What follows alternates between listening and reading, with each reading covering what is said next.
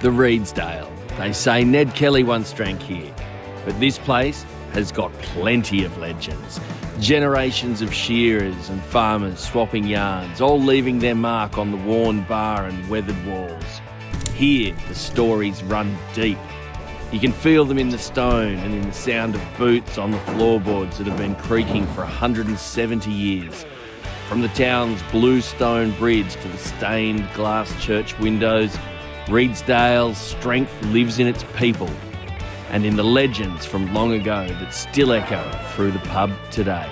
Ned Kelly, the famous bushranger, actually came here disguised as a trooper looking for himself. Well, actually, my grandfather, he bought horses off Ned Kelly here at this pub. Were they Ned's horses? Well, we won't go into that. You know, we all grew up with Ned Kelly stories. You know, great-grandfather wasn't that far away from where the Kellys were. Woke up one morning and he was missing some tack, some saddles. He went over to Mrs. Kelly because he knew the boys were bits of rascals. Who went to the mum? Well, he said, look, I'm missing some stuff. If it turns up in the morning, there'll be nothing more to do about it. And it turned up in the morning. Really? Came in here and said he'd shout at the bar. He pissed off with the horses. That's all he was. He was a horse thief. Ned Kelly's shadow may linger in these walls, but the Redesdale Hotel story runs even deeper. Built back in 1848 and added to a few years later, the Redesdale Hotel isn't just a beautiful old building, it's the heart and soul of the village. The blue stone walls sourced from the surrounding hills, and out back, the old Cobb & Co stables still hint at the days when travellers swapped horses before heading north to Bendigo. Even McNiff's Bluestone Cottage, once a family dairy, remains nearby, a reminder that every stone here has a story. My father owned land to the west of here. It was called McNiff's. It was owned by the McNiff family. So this was built by the McNiffs. They built this hotel. Yes. Came out from Ireland. Yep. And my father used to drink here 3-4 nights a week. He only had, the old 7 ounces. Yes. They're called ponies? Yeah. I think as a monument to the family, they put a stained glass window in the local Catholic church. My great-grandfather bought a farm over there under the mount in 1882. So my family's been here ever since. But, you know, these bluestone buildings, the early settlers that came into those regions, that was just lying around, so they've used that. You alter that bar, no one's going to come because they come here to see something that's old. Yep. Do you agree with me? I walked in and I just thought, this place is perfect. It is, it's beautiful. It's beautiful. Isn't It is. Yeah.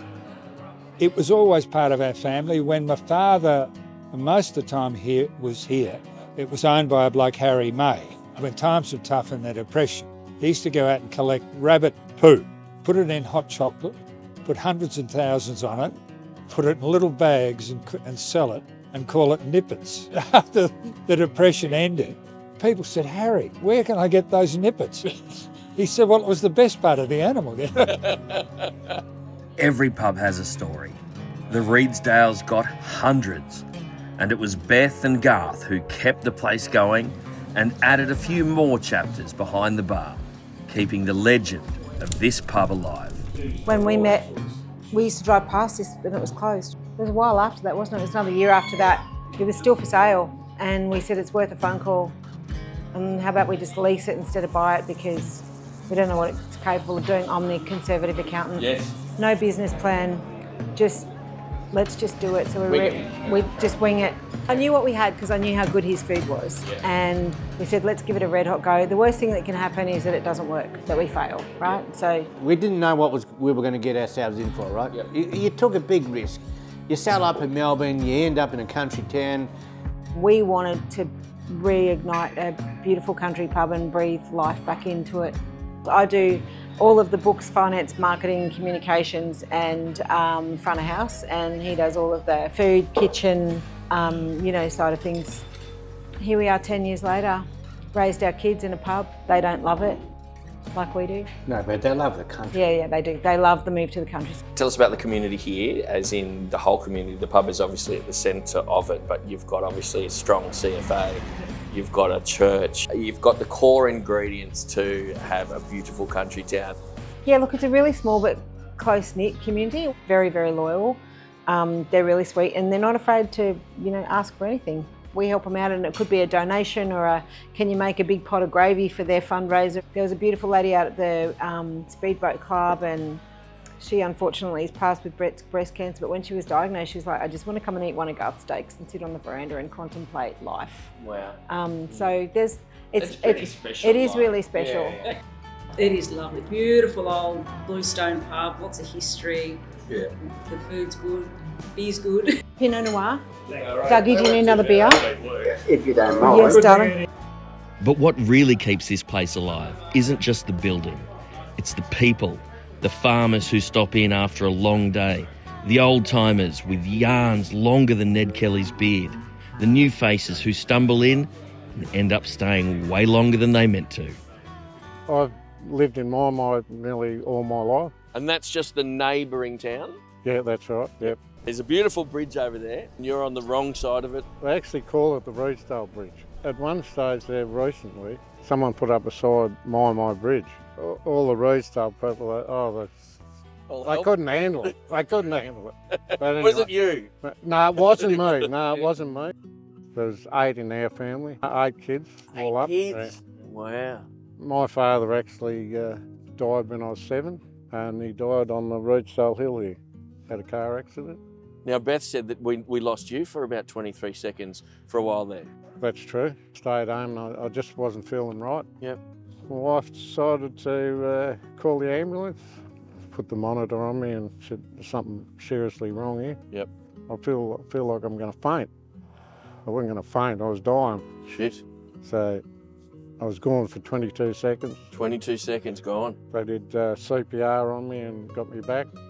Very lucky. Mrs said, you're not going to the pub tonight, this Friday. Next thing, Beth and Garth and one of the barmaids turned up. And At your place? at my place. We went down in our Redesdale Hotel t-shirts and we took a photo of Pete and put it out on Facebook and go, when you can't come to the pub, everyone knows that Pete's here on a Friday night. It was really important for everyone to know that Pete was okay. How did that make you feel? Yeah, that was fantastic. But what a story. He was dead for 23 seconds. It was so good that he, survived that. I've been a publican myself. Whereabouts? Tell us the story. Back in the early 90s, a couple of mates and I were sitting down having a drink one night and we saw this ad in the paper for a pub being sold by the bank. So foolishly we put a bid in. We won. So what was the pub? It was called the Harcourt Tavern. Look, it was a steep learning curve for me because I've never dealt with cash. Just cows. Yeah, but just cows. We had a hens party. So we had 2 busloads of hens, so 100 girls. Yeah. And they'd arranged it by saying, oh, would you have a barman here that would wear his jockstrap and serve us alcohol? And I sort of thought, well, it's not going to be me, but you wouldn't believe how many people put their hand up. Anyway. We can do better than one. Half the town's coming in. Incredible. Anyway, there was only two female toilets. Yep. Well, you can imagine the girls have been, having a sip as they're going around in the bus. Well, the bus unloaded and 100 girls scattered all over, having a pee behind the telegraph box and here and there. And I think they dropped about $6,000 in 45 minutes. What, it's just a quick stop off? Oh, we had to fuel up again, have a couple of drinks. Fantastic. No, look, we do country pubs a lot, because for me it's about meeting the locals, you know. But country pubs are the heart of a lot of communities, isn't it? And particularly, when we do have tough years. That's amazing, Jock. Thanks for your time. I appreciate it. No worries. I hope we have some news too. Mate, that was brilliant. My name's Tony Lay. I've lived in this area pretty well all my life. I came here when I was 3, went to the local school. My father owned land. It was called McNiff's. It was owned by the McNiff family. They built this hotel. Yes. Came out from Ireland. Yep. As many did in that era were publicans. Your wife's in the kitchen? In the kitchen, yeah. Fantastic. And she, has Italian background, loves Italian food. Made an Italian night here about a month ago, 3 weeks ago, and a great night. It's a beautiful old building, closed in 1970. And there was a big night here, very late, I think. Might have been a vehicle tip over outside and those sorts of things. Eventually it was re-licensed and reopened in 1988. 18 years later, The pub opened. Yeah, it did. How was it here Well, the day that it opened in 88? I didn't stay all night, which a couple of others did. Okay. But it was pretty wild, I think. But yeah, look, since then, it's had periods where it probably tried to be something it was, whereas it's gone back to its roots. Yeah. And Garth and Beth have had it for nearly 10 years, and it's a great pub. Were you a publican at one stage? I was. We were farmers, and a millennial drat, had 4 kids, no money. I got sick of it. 2008, our daughter was working in Kyne at the Albion, which is a beautiful old Victorian building, built in the 1860s. And I said to Marissa, we should buy this pub. And I had my background on my mother's side, pubs, since the 1900s. Really? So I had no ambition to be a publican, but I thought, look, we might get out of a hole. Took over in March 2009, ran it for just on 9 years. Born and bred here, yep. Lived here on the farm all my life. Never left the farm? No. Been a shearer, so we're about 5 or 6 generations of shearers. Your grandson is still shearing? My grandson, he just turned 19 and he shore 300 the other day. Wow, 6 generations of shearers. Yeah. How does that make you feel? Old. Now you've had a health scare. Beth told me that you were unwell not long ago, and that they went down to visit you in the hospital. Found out I had pancreas cancer. That's a bad one.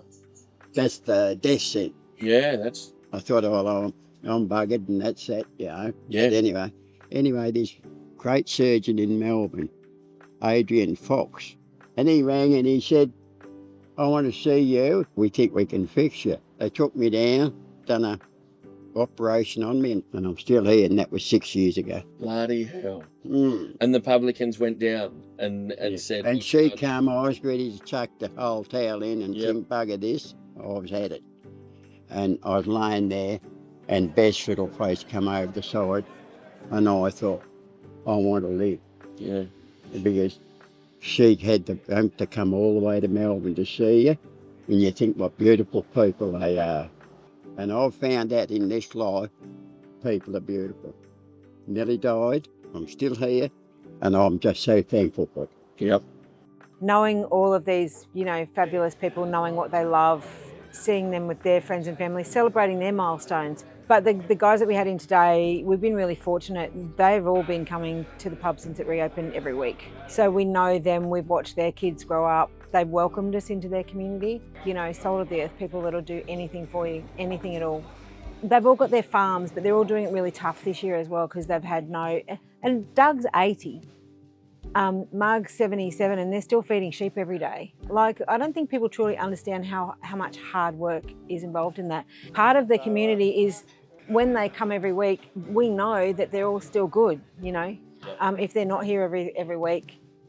Is everyone okay? Wretched time the last 12 or 18 months. Yeah. And it's just great for people to come in, and I call farmers paddock professors. Because we're in the paddock, we're on our own, we've only got ourselves to talk to. The sheep don't have much of a conversation, they're good listeners. So if you can get the chance to come to the pub, meet your mates, have a chat and say, how was your week? Yeah. That's just wonderful therapy for people. Sometimes things can be going to shit on the farm and sheep could be dying or something. Then you talk to someone else at the pub and it's not you, it's happening everywhere. Yeah. These are the stories shaped by years on the land, the voices of locals who have seen it all. But as farms change hands and publicans call last drinks for the final time, what comes next? Well, look, I'm 75. I think the kids are interested, but there's not enough there. Yeah. So I think we'll get out eventually. 2 or 3 years we'll be out. Will it be sad to leave? Of course it will. It's your roots from the 1850s till now. I'm the only surviving male in an Irish brood that, had multiple kids. Yeah. But that's life. Yeah. That's life. Our lease is going to finish next year and that'll be it for us, right? Right. I'm 100%, this pub is all our life, Yeah. And we've done 10 years of hard slog. I feel like we're the caretakers and there will be another incarnation that'll come along and someone that'll have more energy. We're getting older now. And I'm really proud of what we've achieved, and I think that we've left Redesdale and the whole community in a lot better shape than when we first got here. Because in Redesdale, it's not just a pub. It's a gathering place, a storyteller, and a reminder of what holds country towns together. And as Beth and Garth look toward their next chapter, one thing's certain: the spirit of this beautiful old pub will carry on, just as it always has. From stories of bushrangers long gone to the laughter of generations, the Redesdale Hotel remains a true keeper of its past, and the stage for whatever's still to come.